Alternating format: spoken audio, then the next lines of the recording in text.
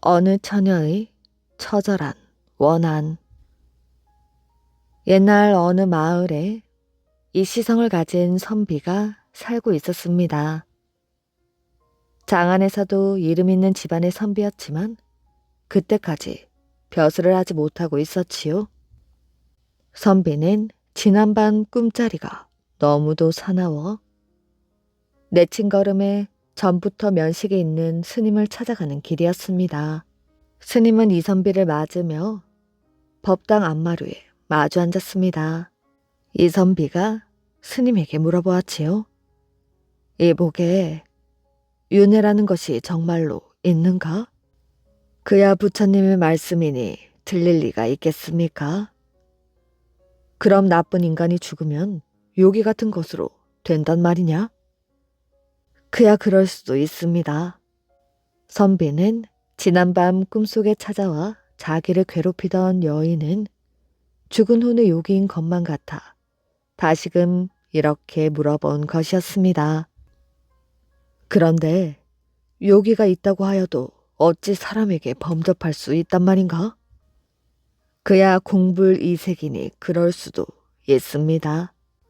이 선비는 얼굴을 약간 찌푸리고는 무언가 깊은 생각에 잠기는 듯 했습니다. 오늘은 심사가 좀 불편하신 모양이시군요. 무슨 일이라도 있으십니까? 아니요. 이 선비는 요즘 하나도 뜻대로 되지 않는 세상 일 때문에 우울증까지 생겼는데 이상한 처녀가 꿈에 나타나 욕을 퍼붓고 간 다음부터는 도저히 마음을 안정시킬 수가 없었습니다. 이 선비는 어려서부터 천재라는 소리를 들을 만큼 뛰어난 인물이었지요. 나이 20 전에도 과거 따위는 우습게 여기며 언제고 응시만 하면 장원급제는 문제없다는 자부심을 가지고 있었는데 하지만 그는 과거를 볼 생각도 하지 않으며 앞날의 대성을 위해 책 속에 파묻혀 밤을 새워 공부만 열심히 했습니다. 그러다가 이제는 공부도 할 만큼 했고 남들의 기대도 크고 하여 벼슬 자리에 올라서리라 마음먹고 과거 시험을 보았는데 그는 낙방을 하고 말았지요. 하지만 낙심하지 않고 다음번 다시 시험을 쳤는데 또 떨어지고 말았습니다. 이 선비가 글만 읽고 있을 때에는 명성을 떨치고 있었는데 두 번씩 과거에 창피를 당하고 보니 사람들을 대하기가 부끄러워졌습니다. 세 번째 과거에도 미끄러지고 말았지요.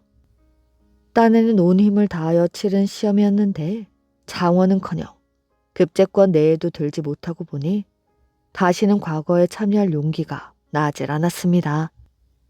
때문에 다시 책을 펼쳐볼 마음도 없이 무료한 나날을 술과 버타여 지내오고 있었습니다. 전날 밤도 역시 술을 잔뜩 마시고 나서 책상을 두드리며 한탄을 하다가 책상에 엎드린 채 그대로 잠이 들어버렸던 것이었습니다. 그런데 내 이놈 이리 나오너라 하는 소리에 깜짝 놀라 문 밖을 내다보니 젊은 여인이 뜰 한복판에 우뚝 서 있었지요. 네가 아무리 인물이 잘나고 문장이 뛰어난들 무엇하겠느냐? 니까짓 게 무슨 사내 대장부이냐? 죽으면서까지 애원하는 한 여인의 원한도 풀어주지 못하는 것이 네가 얼마나 잘 되는지 두고 볼 것이야. 너 때문에 내가 죽었다. 내 목숨을 돌려내라고. 이런 사나운 꿈에서 깨어나 보니 온몸에 땀이 흐르고 있었습니다. 이런 고약한 것. 분명 그 아전놈의 딸일 것이야. 꿈속에까지 찾아와서 나를 괴롭히다니. 옛날 어느 날이었습니다.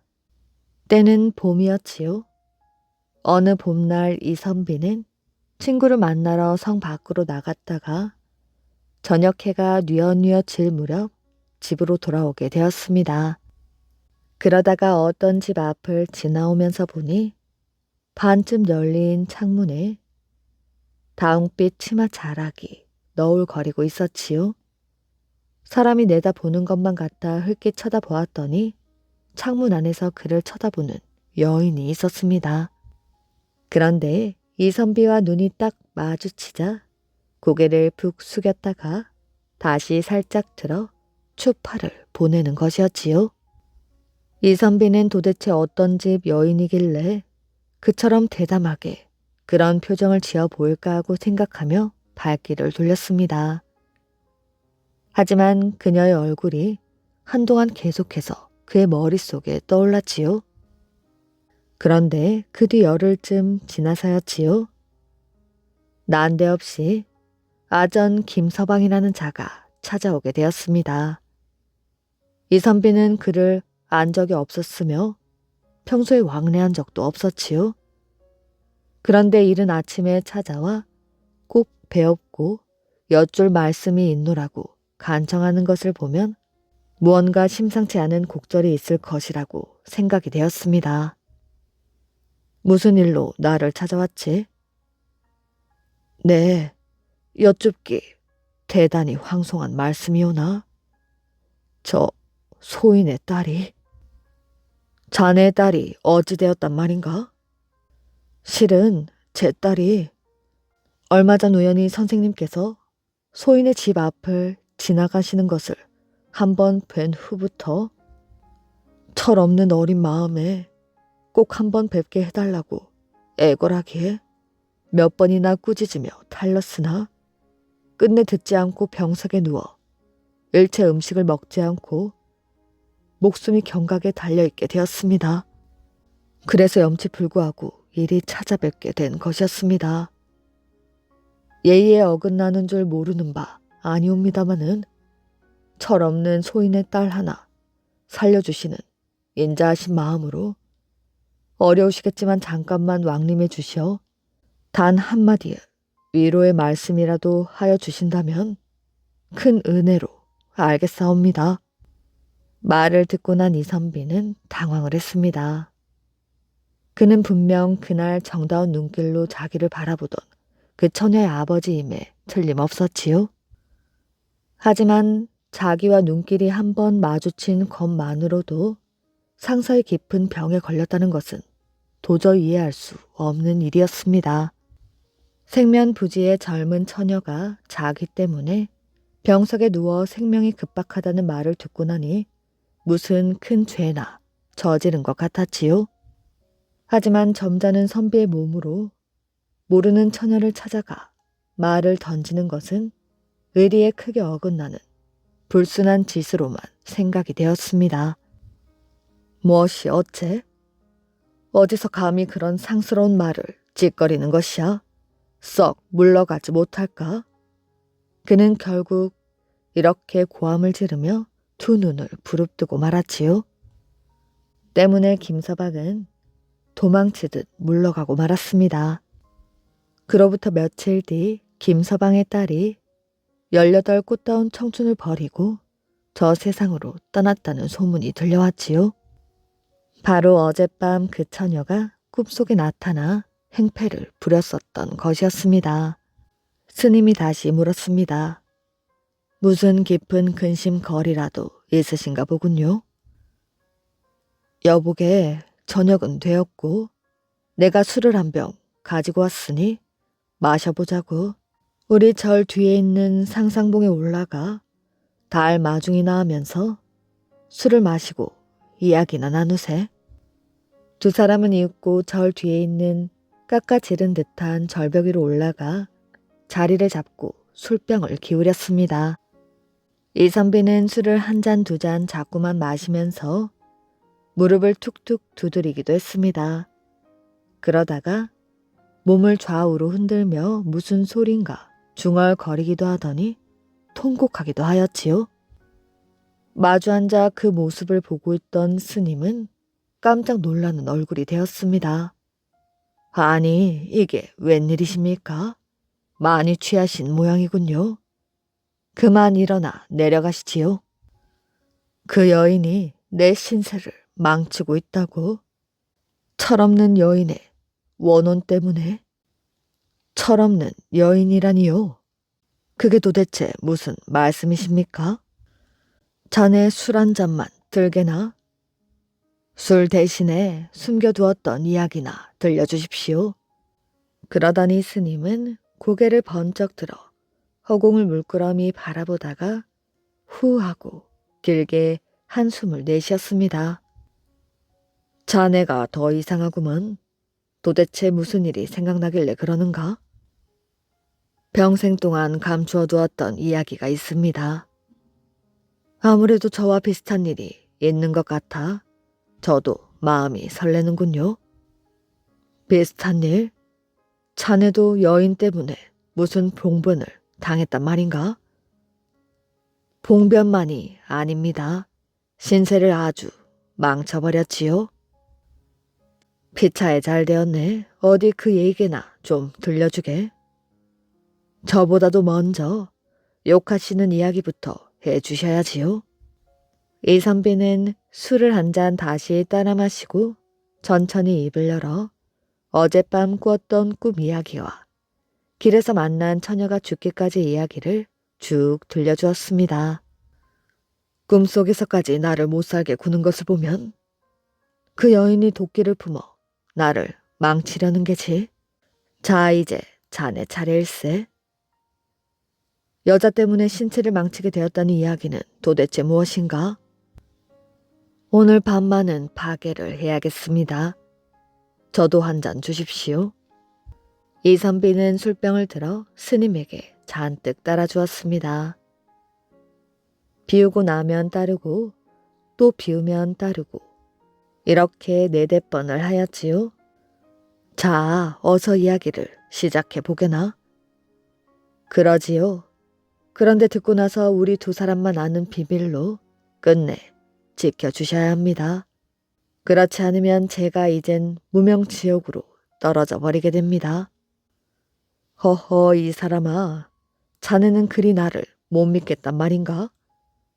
못 믿는 게 아니라 워낙 큰 죄를 저질러 놓았기에 입 밖에 내기가 떨려서 그럽니다. 스님이 이윽고 이야기를 시작했습니다. 스님은 원래 장안에서 유명한 어느 재상집 종의 자식이었지요. 그의 할아버지 적부터 그 집에서 종살이를 해왔었기 때문에 다른 종들보다 크게 신임을 받아 온 식구가 재상집 안팎을 거침없이 드나들곤 했습니다. 그가 17살 때 안마님의 몸종과 눈이 맞아 밤만 되면 다른 사람의 눈길을 피해 만나곤 했습니다. 하루는 밤이 으슥해졌을 때 술도 약간 취한 김에 여종의 방으로 들어가게 되었지요. 그러나 방 안에는 아무도 없었습니다. 그는 안방 마나님의 어깨라도 주무르다가 그대로 잠이 들었을 것이라고 생각하며 그곳으로 갔습니다. 술에 취한 그는 이것저것 생각할 겨를도 없이 선뜻 안마루로 올라섰지요. 어둠 속에서 더듬더듬 기어가다 보니 한 여인이 누워있는 것이 느껴졌습니다. 부인은 이상하다고 생각하며 정신을 차렸습니다. 종은 잘못했습니다 하고 말하며 물러난다고 해서 좋게 해결될 일도 아니라고 생각했기에 벌떡 일어나 밖으로 나와 자기 방으로 가서 누워버렸지요. 그런데 사랑대청이 갑자기 소란스러워졌습니다. 고함 소리가 들리더니 울음소리가 들려오게 된 것이었지요. 안방 마님이 자결을 한 것이었습니다. 하지만 그녀가 자결한 까닭을 아는 사람은 아무도 없었지요. 평소부터 부인은 말이 적고 정숙했기 때문에 집안 사람들의 존경을 받아왔고 바깥 사람들과의 왕래도 별반 없었습니다. 오직 종만이 새파랗게 질려 떨리는 몸을 잠시도 진정하지 못하며 자리에 누운 채 끙끙 앓고 있었지요. 이야기를 듣고 있던 이선비는 몇 번이나 증오하는 눈빛으로 스님을 노려보며 주먹을 불끈 쥐었습니다. 그래서 어찌 되었나? 도저히 그대로는 참아낼 수가 없더군요. 그래서 할 수 없이 저희 아버지에게 사실대로 말했습니다. 그랬더니 소승의 아버지가 방바닥에 목침을 들어 소승을 사정없이 후려 갈겼지요. 그리고 저에게 당장 달아나 스님이나 되어 한평생 동안 부처님 앞에서 참회를 드리며 세상과는 인연을 끊고 살라고 하시더군요. 그 길로 저도 산에 들어와 머리를 깎고 스님이 된 지 벌써 30여 년이 됩니다.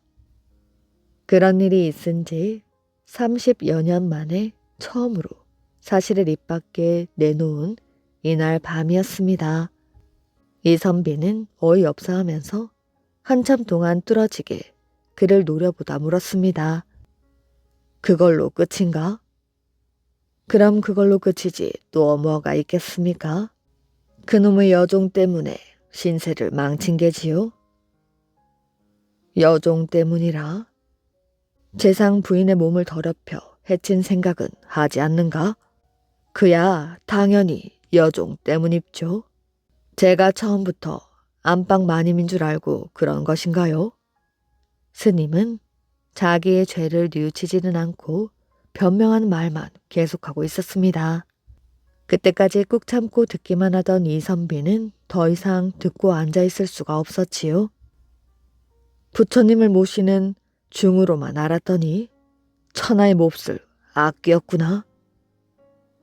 그러면서 스님의 어깨를 덥석 잡아 일으키고는 혼신의 힘을 다해 발로 찼습니다.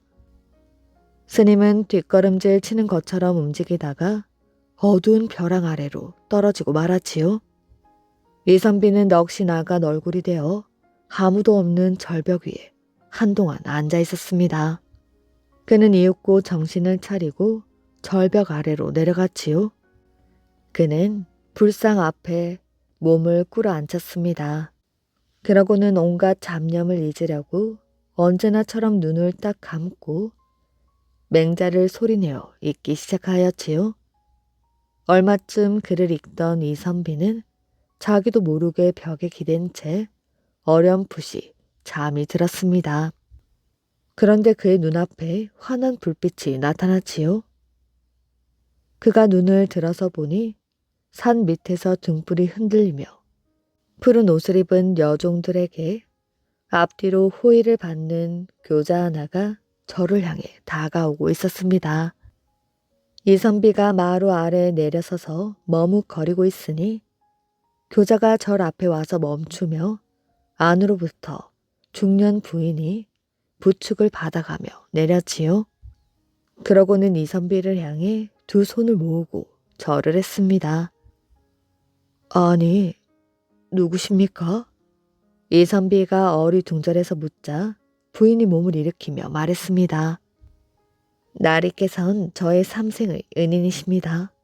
저는 30년 전 이 절의 스님이 저의 집 종으로 있을 때 그놈에게 욕을 당한 재상의 아내이옵니다. 그런데 뜻밖에도 오늘 밤 대감께서 저의 원수를 갚아주셨지요. 그 종놈의 육신이 가루가 되어 산산조각이 나서 영겁의 윤회를 면치 못하는 지옥의 깊은 골짜기로 떨어져 싸우니 어찌 통쾌하지 않겠사옵니까? 그동안 맺혀 있었던 원한이 이로써 맑게 개었사옵니다. 그리고 대감님께서는 어떤 처녀 때문에 지금까지 벼슬길이 막혀 있사온데 오늘 밤 안에 제가 그 처녀에게 다시는 그러지 못하도록 타일러 멀리 쫓아보내겠습니다. 그렇게 하여 제가 입은 은혜의 10,000분의 1이라도 갚을까 하옵니다. 이선비는 뜻밖의 일이었기에 자기도 뭔가 한마디 하고 싶었으나 그 여인은 등불과 함께 사라지고 있었습니다. 그 뒤 이선비는 벼슬길에 들어서는 것이 순탄해졌으며 후에 재상까지 되었다고 합니다. 천하 제일의 대가족. 옛날 중국의 어느 황제가 일반 백성들의 생활을 몸소 체험하는 시간을 가졌습니다. 황제는 볼품없는 옷을 입고 영락없는 시골 노인으로 변장을 한 뒤 마을에 잠입하곤 하였지요. 어느 날 황제는 새벽에 혼자 황궁 뒷문을 통해 몰래 밖으로 빠져나와 시골 오솔길을 걸었습니다. 마을에 들어서자마자 담벼락 아래에서 노인들이 모여 햇볕을 쬐면서 도란도란 이야기를 나누는 모습이 눈에 들어왔지요. 그것 참 잘 되었군. 백성들의 속마음을 알아볼 절호의 기회야. 그러고는 조용히 구석에 앉아 귀를 쫑긋 세워 듣기 시작했습니다. 흰 머리에 수염이 하얀 노인이 말을 이어갔지요. 나는 아들 8에 며느리 8을 주었지. 그 아들들이 각자 8명씩 아이를 낳아 나에게 64명의 손자들을 안겨주었지. 그리고 그 손자들과 손자 며느리가 다시 8명씩 증손자를 낳아 나에게 안겨주었다네. 이러니 내 나이 100살이 되어 땅에 묻히는 날이 온다면 슬퍼하며 몰려들 식구들은 1000명을 넘지 않겠나? 그야말로 천하제일의 대가족이 아니고 뭐겠나? 황제는 이 노인의 말을 듣고 나자 마음이 흡족해졌습니다. 내가 다스리는 나라에서 이리 자손이 번창한 대가족을 만나다니 대단히 기쁘구나. 황궁으로 돌아가 이 집에 천하제일의 가족이라는 현판을 달아주라고 명해야지. 그 뒤로도 노인들은 서로 한마디씩 주고받으며 즐거운 시간을 보냈습니다. 황제도 사람들의 이야기를 듣느라 어느덧 해가 지는 것도 몰랐지요. 수다를 떨던 노인들은 하나둘 자리를 털고 일어섰습니다. 황제는 자손이 많다는 그 노인 뒤를 몰래 따라가 보았지요. 오칠을 대문 안으로 들어갔습니다. 황제는 노인 집 앞에 있는 버드나무에서 가지를 2개 꺾어 대문 양쪽에 표시를 해두었습니다. 황궁으로 돌아간 뒤 노인의 집을 제대로 찾아야 현판을 보내줄 수 있었기 때문이었지요. 어느덧 해가 지고 있었습니다. 황제는 바로 마을을 빠져나와 어둠이 찾아올 때쯤 다시 궁으로 몰래 들어갔지요. 황제는 그날 있었던 일을 황후에게 들려주었습니다. 황제는 그 집에 천하제일의 가족이라는 현판을 달아줄 계획이라고 말하였지요. 하지만 예상과 달리 황후는 그의 말을 듣고 화들짝 놀랐습니다. 폐하, 재난이 닥쳤는데 오히려 기쁜 일이라고 생각하시다니요? 황제는 황후의 그런 모습을 보고 도저히 영문을 알 수가 없었습니다. 폐하, 조금 전 말씀하셨던 그 대가족이 바로 재난의 뿌리란 말입니다. 잘 생각해 보십시오. 증손자만 해도 512명이지요? 그 증손자가 다시 결혼을 해서 아이를 낳는다고 생각해 보십시오. 이런 식으로 자자손손 그 수를 불려나간다면 몇 년도 안 돼 조정의 문무 대신들과 장군들, 시골의 백성들까지도 그 가족들과 관련이 있지 않겠습니까? 그러면 천하를 저들이 손 하나 까딱하지 않고 차지할지도 모를 일이 아닙니까? 이 말을 들은 황제는 머리가 멍해졌습니다. 황후의 말이 구구절절 맞는 말이었지요. 그렇다면 어찌해야 되겠소? 폐하, 그 집을 알아보셨습니까? 노인의 이름은 물어보지 못했지만 어느 마을인지는 대충 알고 있소. 그 집 앞에 버드나무가 있다고 했잖소. 그래서 그 집을 찾지 못할까봐 버드나무 가지를 2개 꺾어서 대문 양쪽에 꽂아두고 왔소. 폐하, 그럼 한시라도 빨리 소리 소문 없이 군사들을 데리고 그 마을로 가십시오. 거기 사는 사람들은 모조리 죽여버리십시오. 황제는 황후의 말을 듣고 가장 힘이 센 장군과 수백 명의 병사들을 이끌고 몰래 황궁을 빠져나가 동쪽으로 달렸습니다. 그런데 황제가 몰래 변장을 하고 마을로 잠입했던 일과 대가족집 대문에 버드나무 가지를 꽂아둔 일은 천하로 퍼져나가게 되었습니다. 사람들은 이 표시가 상을 내리기 위함이라 생각하고 자신들도 뜻밖의 행운을 잡기 위해 버드나무 가지를 꺾어 너도 나도 대문에 꽂아두었지요. 황제는 병사들을 데리고 성을 나와 반나절을 헤매었습니다. 달빛에 기대어 마을을 살펴보니 집집마다 문 앞에 버드나무 가지가 꽂혀 있는 것이 아니겠어요? 이쯤 되자 황제는 이러지도 저러지도 못했습니다. 집집마다 마을마다 돌아다니며 8명의 아들에 64명의 손자 그리고 512명의 증손자가 사는 대가족의 집이 어디냐고 물어보자니 사람을 죽인 소문이 누설될 경우 반란의 빌미를 제공할 가능성이 있었지요. 그렇자고 버드나무 가지가 꽂혀있는 집을 찾아가 모조리 죽이자니 천하에 살아남는 자가 얼마 없을 것 같았습니다. 결국 발을 동동 구르다가 황제가 말하였지요. 그만두고 돌아가자꾸나.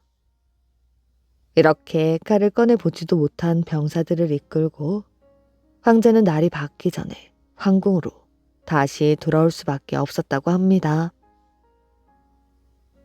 건망증이 심한 사또. 옛날 어느 마을 사또가 건망증이 매우 심해 금방 들은 것도 돌아서면 잊어버리는 것이었습니다.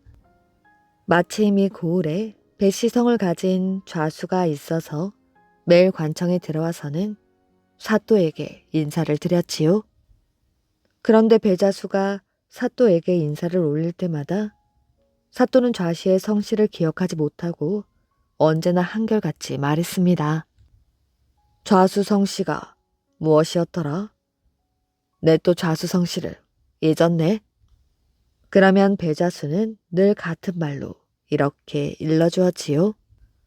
예, 소인의 성은 배가이옵니다. 이와 같이 날마다 베풀이하니 배자수는 사또가 매일 자기의 성씨를 묻는 것이 민망하여 하루는 사또 앞에 엎드려 다음과 같이 아뢰었습니다. 사또께서는 밤새 소인의 성을 잊으시고 매일 물으시는데 소인의 성이 과일인 배와 음이 같습니다. 오늘부터는 벽에 배 그림 하나를 그려 놓으시고 그것을 보시면 아마도 쉽게 기억하실 수가 있으실 것입니다. 이 말에 사또가 참 좋은 방법이라고 말하며 직접 붓을 가지고 벽에다 배 그림을 하나 그려 놓았는데 사또의 그림 솜씨가 서툴러서 배꼭지가 너무나 길게 그려지고 말았습니다. 다음 날 좌수가 사또에게 들어가 인사를 하니 사또가 벽에 그려놓은 그림과 좌수를 번갈아 보며 좌수 성씨가 몽둥이였던가? 몽둥이 자수, 맞지? 하고 묻는 것이었지요. 벽에 배를 그리면서 꼭지를 길게 그려 그 꼭지가 마치 몽둥이 자루처럼 보였기 때문이었습니다. 이 말을 들은 좌수가 울음을 터뜨리며 이렇게 아뢰었지요. 죄송합니다. 소인의 성은 배이지 몽둥이가 아닙니다. 사또께서 벽에 있는 그림을 잘못 보셨습니다. 길게 그려진 것은 몽둥이 자루가 아니라 배 꼭지입니다. 사또가 이 말을 듣고 부끄러워하며 말했습니다. 그렇지. 내가 몽둥이로 해석한 것은 배꼭지를 너무 길게 그려 그랬구먼. 배꼭지가 너무 길구먼 그래. 예, 사또. 그러하오니 배꼭지를 좀 짧게 자르십시오. 좌수의 말에 따라 사또는 그림 앞으로 가서 칼로 긁어 꼭지를 모두 잘라버리고 둥그런 몸체만 남겨놓았습니다. 그래놓고 그 그림을 쳐다보며 웃으며 말하였지요. 꼭지를 너무 많이 잘랐구나. 꼭지가 없어도 몸체가 있으니 다시 또 있지는 않겠지. 이 일에 대해 주변 사람들은 다음과 같이 말하며 사또를 비꼬았지요. 좌수가 그 사또의 건망증 때문에 배 그림을 그려놓게 했고 다시 꼭지를 잘라 둥글게 만들어 놓았으니 다음 날은 수박이나 또는 계란으로 착각하지 않을까. 그게 걱정이 된다네. 욕심 많은 부잣집 여인. 아주 추운 겨울날이었지요. 어느 나그네가 길을 가다 쉴 곳을 찾았습니다. 마침 불이 환하게 켜진 커다란 집이 있었지요. 그리고 뚝뚝 문을 두드렸습니다. 누구세요? 부잣집 여인이 귀찮은 듯 물었지요. 길을 가는 나그네인데 하룻밤만 묵고 가게 해주십시오. 부잣집 여인은 나그네를 아래 위로 훑어보더니 얼굴을 잔뜩 찌푸리며 말했습니다. 우리 집에는 당신 같은 사람을 재울 만한 곳이 없어요. 그러고는 문을 세게 닫아버렸지요. 나그네는 다시 길을 가다가 곧 작은 집을 발견했습니다. 뚝뚝 문을 두드리니 가난한 집 여인이 문을 열어주었지요. 길을 가는 나그네인데 하룻밤만 묵고 가게 해주십시오. 어서 들어오세요. 집이 좁아 불편하시겠지만 편히 쉬다 가십시오. 집 안에는 아이들이 식탁에 둘러앉아 저녁을 먹고 있었습니다. 아이들은 하나같이 귀엽고 사랑스러웠지만 옷은 아주 낡고 더러웠지요. 그 모습을 보고 나그네가 물었습니다. 아이들 옷이 무척 낡았군요. 왜 새 옷을 만들어주지 않나요? 저도 새 옷을 만들어주고 싶습니다. 하지만 남편이 죽은 뒤로는 옷은커녕 먹을 것도 부족하답니다. 나그네는 아무 말 없이 고개만 끄덕끄덕 하였지요. 다음날 아침 나그네가 길을 떠나면서 가난한 집 여인에게 말했습니다. 아침에 당신이 하는 일을 저녁 때까지 하게 될 것입니다. 가난한 집 여인은 나그네가 하는 말이 무슨 뜻인지 몰랐습니다. 그래서 금방 그 말을 잊어버리고는 아이들을 보며 생각했습니다. 아이들 옷이 너무 낡았어. 남은 옷감으로 옷이라도 만들어 주어야지. 그러고는 옷감을 꺼내어 자로 재기 시작하였지요. 그런데 자를 잴 때마다 옷감이 자꾸 늘어나 재도 끝이 없었습니다. 가난한 집 여인은 하루 종일 옷감을 재었지요. 저녁이 되자 온 가족이 평생 동안 옷을 만들어 입어도 될 만큼 많은 옷이 쌓여 있었습니다. 그제야 가난한 집 여인은 나그네가 한 말의 뜻을 깨닫고 깜짝 놀랐지요. 이 소문을 들은 부잣집 여인은 셈이 나서 몸을 떨었습니다. 그러더니 곧 하인을 불러 말하였지요. 지금 당장 어제 우리 집에 왔던 나그네를 데려오너라. 만약 데려오지 못하면 쫓겨날 줄 알거라. 하인은 다음날 저녁 때가 되어서야 나그네를 만날 수 있었지요. 부잣집 여인은 문 앞에서 나그네가 돌아오기만을 초조하게 기다렸습니다. 드디어 나그네가 나타나자 부잣집 여인은 반갑게 맞아들였지요. 그러고는 맛있는 음식을 대접하고 깨끗한 침대를 내주면서 편히 쉬다 가라고 했습니다. 나그네는 편안하게 쉬면서 사흘 동안 그 집에 머물렀지요. 나흘째 되던 날 나그네는 짐을 꾸리며 떠날 준비를 했습니다. 부잣집 여인은 나그네 주위를 맴돌며 뭔가를 말해주기를 기다렸지요. 하지만 나그네는 아무 말도 하지 않았습니다. 말해주세요. 오늘 제가 무엇을 하게 될까요? 아침에 당신이 하는 일을 저녁까지 하게 될 것이요. 나그네가 떠나자 부잣집 여인은 옷감 밑에 숨겨두었던 돈 항아리를 꺼내려고 후다닥 계단을 뛰어올랐지요. 그러고는 옷장 문을 열고 한 무더기의 옷감을 꺼냈습니다. 그러자 먼지가 모락모락 피어올라 코끝을 간지럽혔지요. 부잣집 여인이 애취하고 재채기를 하자 더 많은 먼지가 뽀얗게 피어올랐습니다. 다시 애취애취하며 재채기를 하자 마당에 있던 닭들이 깜짝 놀라 푸드덕거리며 흩어졌지요. 그러자 더 많은 먼지가 뽀얗게 피어올라 다시 재채기를 했습니다. 부잣집 여인이 계속해서 재채기를 하자 이번에는 하인들이 손바닥으로 귀를 막고 집 밖으로 뛰쳐나갔지요. 이번에는 창문이 쨍그랑 깨졌고 벽에는 금이 가기 시작했습니다. 그래도 부잣집 여인은 계속 재채기를 하였지요. 그렇게 날이 저물어 저녁이 될 무렵 부잣집 여인은 홀로 문 앞에 앉아 있었습니다. 얼마 뒤 집이 흔들리면서 와르르 무너져 버렸답니다. 주인을 구해준 나무.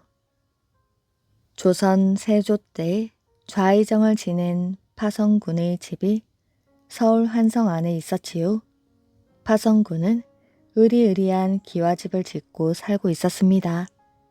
그런데 그 집 앞에 커다란 회화나무 한 그루가 서 있었지요. 지나가던 사람들은 그 나무를 보면 꼭 발길을 멈추고 한마디씩 했습니다. 나무가 엄청 크네. 나무가 참 잘생겼네. 사람들은 나무를 한참 바라보거나 나무 그늘에 앉아 잠시 쉬어가기도 하였지요. 파성군의 집에는 사위가 처가살이를 하고 있었습니다. 어느 날 밤 파성군의 사위가 친구를 만나 술을 많이 마셨지요. 그는 술에 취해 혼자 집으로 걸어가고 있었습니다. 파성군의 사위는 사청 앞에 이르렀을 때 깜짝 놀라 걸음을 멈추었지요. 사청은 군사훈련을 맡아보던 관하였는데 사람들이 많이 있었지요. 그곳에는 많은 사람들이 활쏘기 시합을 하고 있었습니다. 사람들로 가득 차 있어 행인들이 지나가기 어려울 지경이었지요. 파성군의 사위는 눈이 휘둥그레져서 그 사람들을 바라보다가 투덜투덜 거렸습니다. 무술 연습도 좋지만 한밤중에 너무 시끄럽군. 길을 막고 있으니 지나갈 수가 없잖아. 바로 그때 무술 연습을 하던 한 사람이 사위의 목덜미를 꽉 잡았습니다. 네 이놈, 어쩌고 어째? 우리가 소란을 피운다고? 다른 사람들도 험상궂은 표정으로 파성군의 사위를 에워쌌지요. 이놈, 여기가 어딘 줄 알고 함부로 지나가려 하는 것이야. 이런 놈은 단단히 혼을 내주어야지. 사람들은 우르르 달려들어 파성군의 사위를 밧줄로 꽁꽁 묶었지요. 이게 무슨 짓이오? 내가 뭘 잘못했다고 밧줄로 꽁꽁 묶는 것이오?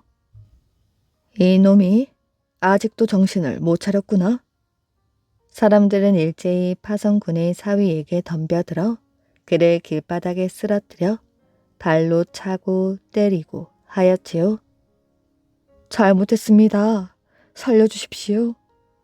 그러나 사람들은 그의 말을 듣지 않고 여전히 마구 때렸습니다.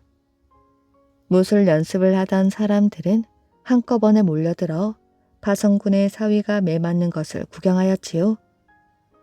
잘한다. 저런 놈의 버릇은 고쳐주어야지. 그들은 한마디씩 내뱉었습니다. 파성군의 사위는 너무 많이 맞아 기절할 지경이었지요. 그런데 바로 그때 구경꾼 가운데 키 큰 남자가 앞으로 나왔습니다. 뭐 하는 겁니까? 매질을 멈추시오. 키가 큰 남자는 매질하는 사람들을 꾸짖고 파성군의 사위를 감싸 안았지요. 어찌하여 이리 심하게 때립니까? 이분은 우리 집의 주인인데 이렇게 대접해서야 되겠습니까? 썩 비켜요. 키 큰 남자는 밧줄을 풀어주고 파성군의 사위를 부축하여 일으켰습니다. 어서 댁으로 가시지요. 고맙소. 파성군의 사위는 키 큰 남자의 부축을 받으며 걷기 시작했습니다. 그는 몰매를 맞아 온 몸이 쑤시고 아팠지요. 하지만 죽지 않을 만큼 맞고 풀려난 것만으로도 다행이었습니다. 나를 구해주어서 고맙소.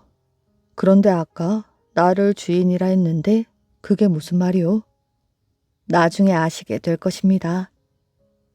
키 큰 남자는 묻는 말에 선뜻 대답하지 않고는 파성군의 사위를 집까지 데려다 주었지요. 파성군의 사위는 대문 안으로 들어서려다 멈칫했습니다. 아참, 내 정신 좀 봐. 어디 사는 누구인지 묻지 않았군. 파성군의 사위는 그의 이름을 물으려고 바로 뒤돌아섰지요. 그런데 그때 키 큰 남자는 회와 나무로 다가가더니 온데간데 없이 사라져 버렸습니다. 사위는 너무 놀라 그 자리에 못 박힌 듯 서버렸지요. 내가 귀신에게 홀렸나? 다음날 날이 밝자 파성군의 사위는 어젯밤 일에 대해 알아보았지요. 놀랍게도 사청 안과 밖에서 수많은 사람들이 무술 연습을 한 적이 없었답니다. 그럴 수가. 아직도 이리 몸이 아프고 쑤신데. 그의 말을 전해 들은 사람들은 입을 모아 이렇게 말하였지요. 그날 밤 파성군의 사위가 본 사람들은 사방에서 모여든 귀신이었습니다. 파성군의 사위를 구해준 키 큰 남자는 파성군 집 앞 회화나무에 깃든 정령이었을 것이라고 했습니다. 기생에게 망신당한 벼슬아치. 옛날 어떤 문관이 경주에 있는 각 향교의 학사를 감독하는 제독 벼슬이 되어 매번 경주부로 갈 때마다 기생을 보기만 하면 꼭 담뱃대로 머리를 때리면서 사기이니 욕이니 잔소리를 늘어놓았습니다. 사람이 어찌 이런 요물을 가까이 할 수 있겠는가? 여러 기생들이 모두 분노를 하였고 경주 부윤까지도 그를 미워하였지요. 보다 못한 부윤은 기생들에게 명을 내렸습니다. 기묘한 꾀를 내어서 제독을 속이는 자가 있으면 반드시 후한상을 내릴 것이다. 그러자 기생 하나가 자청하고 나섰지요. 이때 제독은 향교의 제실에 자리 잡고 오직 심부름하는 소동 아이 하나만 데리고 거처하고 있었습니다. 기생은 촌부의 모습으로 변장하고 향교에 가 대문에 기대서서 소동 아이를 부르며 얼굴의 반만 살짝 드러내거나 혹은 전신을 드러내 보이기도 하다가 소동이 나가서 만나주면 곧 돌아가곤 하였지요. 며칠을 이리 하자 제독이 소동에게 물었습니다. 저 여인은 어떤 사람이길래 매일 와서 너를 부르는가? 저 여인은 소인의 누이입니다. 남편이 행상을 나가고 1년 동안 돌아오지 않아 집에 사람이 없어 매일 소인을 불러 집을 보아달라고 청하는 것입니다. 하루는 저녁 무렵에 소동이 저녁밥을 먹으러 가고 제독이 혼자 제실에 있었지요. 기생은 또 가서 대문에 기대서서 아이를 불렀습니다. 제독이 드디어 그녀를 불러들였지요. 그녀는 거짓으로 부끄러운 척하면서 멈칫 들어와 제독의 앞에 섰습니다. 아이가 마침 없구나. 내가 담배를 피우고 싶은데 너는 불을 좀 가져올 수 있겠느냐? 여인이 불을 가지고 왔습니다. 그러자 제독이 말하였지요. 너도 자리에 올라와 한 대 비워보겠느냐?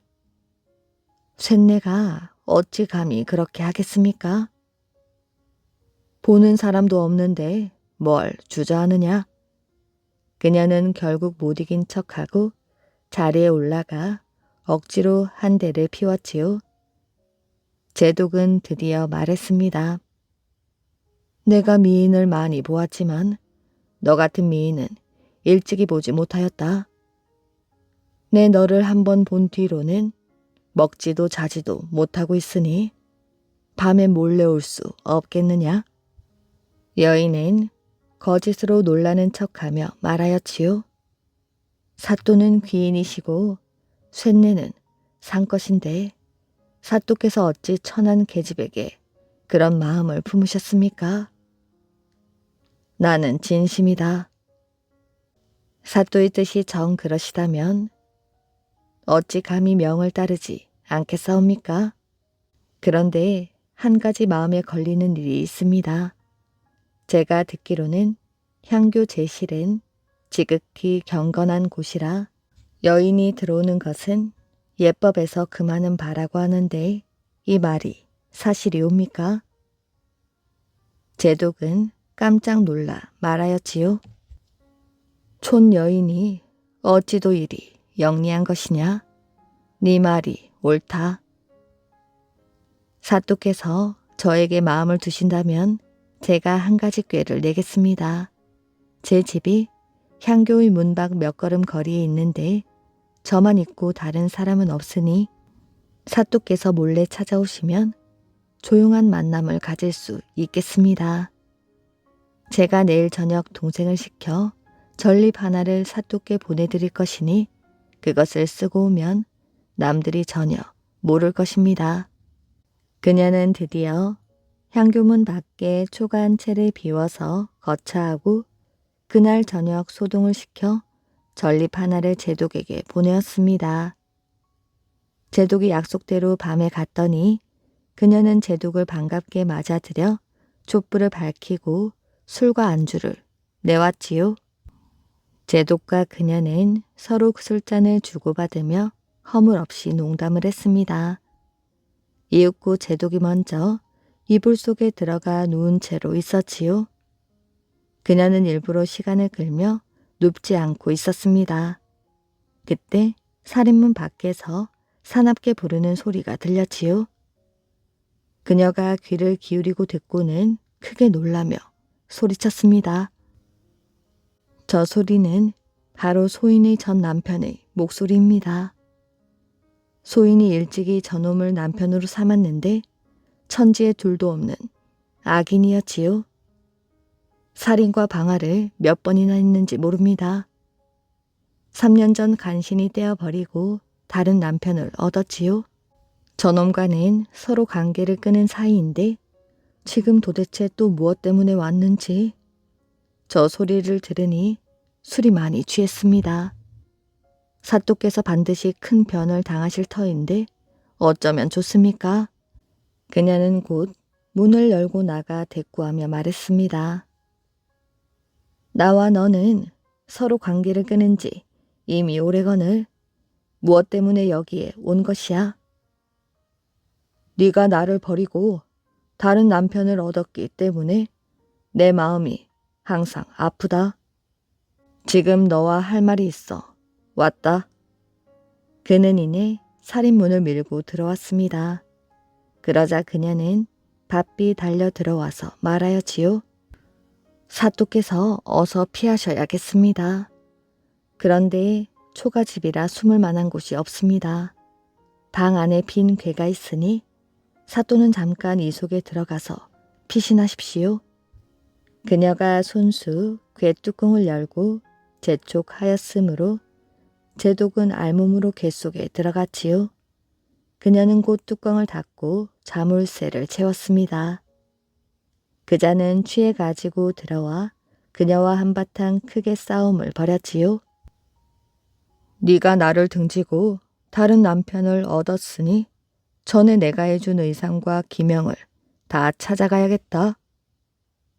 그러자 그녀가 곧 의상을 그자에게 던지며 말했습니다. 네 옛날 물건을 돌려주마. 그자는 괴를 가리키며 말하였지요. 이 괴도 내 물건이니 이제 가져가야겠다. 이것이 어찌 네 물건이냐? 내가 배 두 필로 산 것이야. 그 배가 바로 내가 준 것이니 지금 그대로 놓아둘 수 없구나.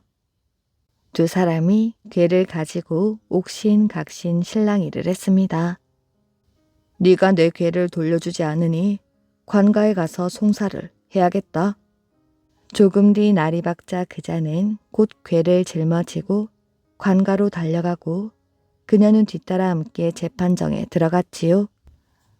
부유는 이미 관아에 나앉아 있었습니다. 괴를 산 값으로 남녀가 각각 배 한 필씩 내었으니 법에 마땅히 그 괴를 반으로 똑같이 나누어 가져야 한다. 그리고 곧 명하여 큰 톱으로 괴를 잘라서 반씩 나눠주도록 했습니다. 나졸들이 분부에 따라 톱을 개 위에 올려두고 두 사람이 톱을 끌어 톱 소리가 막 나자마자 괴 속에서 큰 소리가 들렸지요. 사람 살려. 사람이 이 안에 있소이다. 부윤이 깜짝 놀라는 척하며 명령하였지요. 괴 속에서 웬 사람 소리가 나는 것이야. 속히 뚜껑을 열어보도록 해라. 나졸들이 자물쇠를 부수고 뚜껑을 열었더니 어떤 사람이 알몸으로 있다 나와서 뜰 위에 초라하게 서 있었습니다. 주변에 있던 모든 사람들은 그것을 보고 입을 가리고 웃지 않는 자가 없었지요. 여러 사람들이 쳐다보고 궁금해했습니다. 저분은 제독인데 어찌하여 괴 속에 있었다지? 부윤이 나졸들에게 명하여 그를 끌어올리게 하니 제독은 계단을 올라와 자리에 웅크리고 앉아 머리를 떨군 채 풀이 죽어 있었습니다. 부윤이 한참 동안 크게 웃고 나서 옷을 주도록 하자 기녀들이 일부러 여인의 장옷을 주었지요. 제독은 장옷만 입은 채 이마를 드러내고 맨발로 달려 향교로 들어와서는 그날로 주랭랑을 쳐 도망을 가버렸다고 합니다. 늑대의 꿈. 옛날 어느 날 밤 늑대가 맛있는 음식이 가득 차려진 밥상을 받는 꿈을 꾸었습니다. 이 늑대는 사냥이 서툴러 늘 굶주렸거든요. 아침에 잠에서 깬 늑대는 입맛을 다시며 중얼중얼 거렸지요. 꿈에서 본 그런 음식을 오늘 아침밥으로 정말 먹을 수 있을지도 몰라. 그러니까 그런 꿈을 꾸었겠지. 신이 난 늑대는 사냥을 떠났지요. 얼마 뒤 길을 가던 늑대는 새끼를 데리고 가는 염소를 만났습니다. 오늘 내가 너희들을 잡아먹겠다. 제발 부탁이니 기도라도 하게 해주세요. 염소의 말에 늑대는 고개를 끄덕였지요. 그러자 어미 염소가 새끼 염소가 음매 슬픈 목소리로 크게 울며 기도를 했습니다. 염소들의 울음소리에 산 기슭에 있던 양치기는 무슨 일이 있음을 알아차렸지요. 양치기는 사냥개를 풀어 늑대를 쫓게 했습니다. 사냥개가 이빨을 드러내고 사납게 달려오자 늑대는 꽁무니가 빠지게 달아나 버렸지요. 겨우겨우 달아난 늑대는 힘이 쭉 빠졌습니다. 아유, 배고파. 그렇게 맛있는 먹잇감을 놓치다니. 늑대는 다시 먹잇감을 찾으려고 터덜터덜 걸어갔지요. 얼마 안 가 늑대는 새끼 9마리를 데리고 가는 돼지를 만났습니다. 잘 됐다. 그렇지 않아도 배가 고팠는데 너희 10마리를 모두 잡아먹으면 배를 채울 수가 있겠구나. 잠깐만요. 죽기 전 새끼들에게 세례를 주고 싶어요. 어미 돼지가 간절히 바라자 늑대는 고개를 끄덕였지요. 도망가는 것만 아니면 아무래도 상관없어. 어미 돼지는 시냇물 가운데 널빤지를 걸고는 늑대에게 한쪽에 서 달라고 했습니다. 그러고는 자기는 반대쪽 끝에 서 있었지요. 막 의식을 시작하려고 할 때 어미 돼지가 갑자기 널빤지를 세게 굴렸습니다. 그 힘 때문에 반대쪽에 있던 늑대가 그만 물속에 빠지고 말았지요. 순간 어미 돼지는 새끼들을 데리고 빨리 도망을 쳤습니다. 아이고 배고파. 다시 먹잇감을 찾기 위해 늑대는 간신히 걸어갔지요. 얼마 안 가 늑대는 풀을 뜯는 말을 만났습니다. 늑대는 마지막 힘을 다해 말을 잡아먹으려고 달려들었지요. 안 돼. 나를 잡아먹으면 무서운 벌을 받을 거야. 하지만 늑대는 코웃음을 쳤습니다. 그런 말에 속지 않아. 늑대의 말에 말은 한쪽 앞발을 들며 말했습니다. 거짓말이 아니야. 내 발바닥의 편자에 써 있어. 혹시나 하는 생각에 늑대가 말이 든 앞발의 편자를 들여다보았지요. 그러자 말이 있는 힘껏 늑대를 걷어차 버렸습니다. 늑대가 정신을 차리고 보니 말은 사라지고 없었지요. 이렇게 속기만 하다니 굶어 죽겠구나. 늑대는 먹잇감을 찾을 생각도 하지 않았습니다. 그런데 저 앞에 혼자 걸어가는 나이 많은 염소가 보였지요. 늑대는 염소에게 달려갔습니다. 아무 부탁도 하지 마. 그냥 널 잡아먹을 거야. 저는 부탁 같은 거는 없으니 걱정하지 마시오. 그보다 먹기 좋게 당신 입속으로 뛰어들까요? 늑대가 생각해보니 염소의 말대로 하면 더 편할 것 같았습니다. 자, 그럼 호수 앞에 서 있어요. 내가 뛰어들 테니. 늑대는 염소의 말에 따라 호수 앞에 입을 쩍 벌리고 서 있었지요. 염소는 언덕 위에서부터 뛰어내려왔습니다. 그런데 그만 염소가 달려오는 힘 때문에 늑대가 호수에 빠져버리고 말았지요. 허우적거리며 늑대가 호수를 빠져나왔을 때 염소의 모습은 보이지 않았습니다. 이럴 거면 꿈이나 꾸지 말지.